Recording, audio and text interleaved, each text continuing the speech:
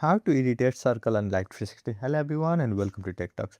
If you want to edit a circle on Life360, all you need to do is follow these few simple steps. So first thing first, open Life360 app, and here on top left hand side of your screen, you'll see settings icon, so tap on it.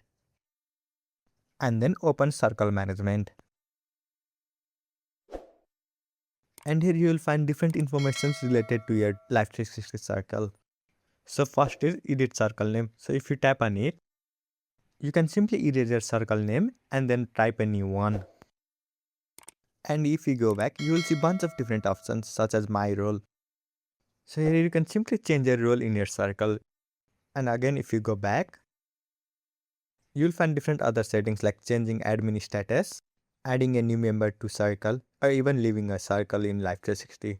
So here basically you will find all the settings need to edit at Life360 circle. I hope you found this video helpful. Thank you for watching. Follow us for more helpful tutorials. Subscribe.